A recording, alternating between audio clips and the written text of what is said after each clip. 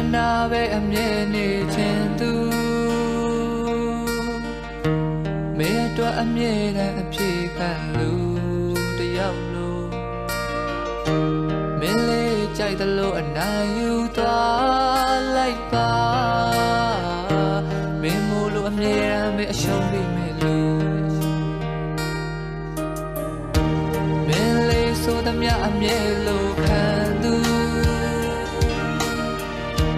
ပေးစားခြင်းလို့အချစ်ကိုခံယူထားလို့ကိုယ့်ရဲ့အချစ်ဟာအရာရာတိုင်းနဲ့နို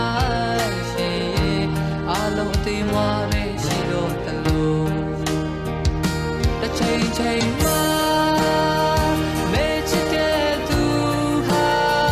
ကိုယ်ပဲဖြစ်မလားတခြားတစ်ယောက်ဖြစ်နေမလား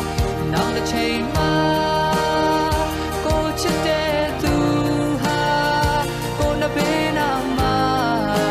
ရှိပါမလား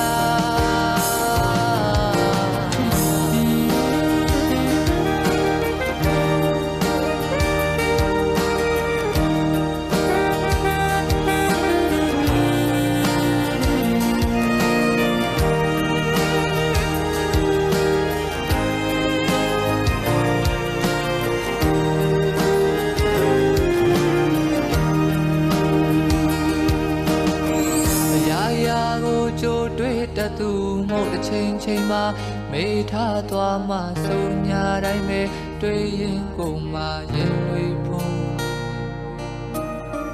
ကျင်သူကိုချစ်တော့အကြောင်းတွေကိုစာစီကစကားလုံးများစွာကိုမင်းရှိမှပြောမထွက်တော့မှကိုကြောက်လို့တစ်ချိန်ချိန်မှာမေးချစ်တဲ့သူဟာကိုပဲဖြစ်မလားတခြားတစ်ယောက်ဖြစ်နေမလားနောက်တစ်ချိန်မှာကိုချစ်တဲ့သူဟာကိုနှစ်ဘေးနာမှာရှိပါမလားတစ်ချိန်ချိန်မှာမေးချစ်တဲ့သူဟာကိုပဲဖြစ်မလားတခြားတစ်ယောက်ဖြစ်နေမလားနောက်တစ်ချိန်မှာကိုချစ်တဲ့သူဟာကိုနှစ်ဘေးနာမှာရှိ